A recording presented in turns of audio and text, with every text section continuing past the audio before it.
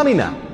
আমরা এখানে বলেছি মুসলমান ৫ ওয়াক্ত নামাজ কালাম পড়ে এর পরেও জাহান্নামে যাবে যারা, তারা হলো ১৭ শ্রেণীর লোক। আমরা এক নজরে আবারও বলে দিচ্ছি, হারাম খাদ্য যে গ্রহণ করে, ১, ২ আত্মীয়তার সম্পর্ক ছিন্ন করে যে, নাম্বার ৩ প্রতিবেশীকে যে কষ্ট দেয়, নাম্বার ৪ মা বাবার অবাধ্য সন্তান, মা বাবার কথা শোনে না সে, নাম্বার ৫ উগ্র মেজাজি, তেড়া, গোয়ার, সবাইকে দমায় রাখে, এই টাইপের লোক। নাম্বার ৬ অধীনস্থদেরকে, প্রজাদেরকে, যে সমস্ত শাসকেরা, যে সমস্ত রাজারা, যে সমস্ত রাষ্ট্রপ্রধানেরা, সরকার প্রধানেরা বা যে যে লেভেলে আছে সে তার প্রজাদেরকে ধোঁকা দেয় যে তারা।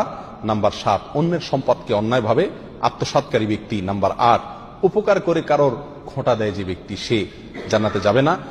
নাম্বার ৯ চগলখোর ব্যক্তি জান্নাতে যাবে না, মানুষের পিছনে কথা লাগায় বেড়ায় একজনের আরেকজনের কাছে। নাম্বার ১০ অন্যকে নিজের পিতা হিসাবে, নিজের বাবাকে না বলে পরিচয় না দিয়ে অন্যকে নিজের বাবা হিসাবে, পিতা হিসাবে পরিচয় দেয় যে ব্যক্তি, সে। নাম্বার ১১ গর্ব এবং অহংকার করে যে ব্যক্তি, যার মনের ভিতরে অহংকার আছে, সে জান্নাতে প্রবেশ করবে না। নাম্বার 12 রাসূলুল্লাহ সাল্লাল্লাহু আলাইহি সাল্লামকে যে ব্যক্তি ফলো করে না, তার নির্দেশকে মান্য করে না, সেই ব্যক্তি। নাম্বার 13 অকারণে তালাক কামনা করে, তালাক চায় যে মহিলা, সেই মহিলা।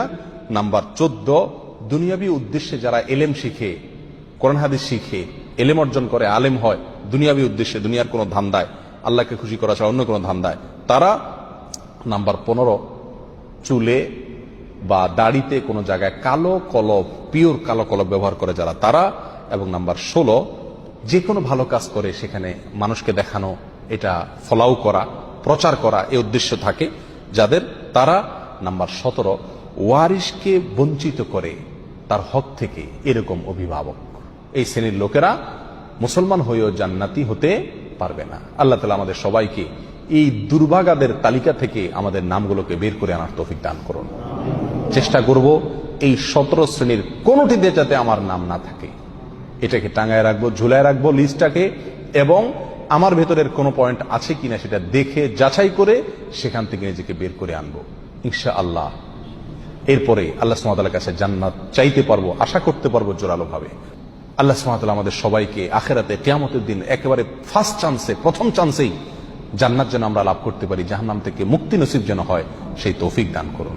জাযাকুমুল্লাহ ওয়া আখিরু দাওয়ানা আলহামদুলিল্লাহি রাব্বিল আলামিন।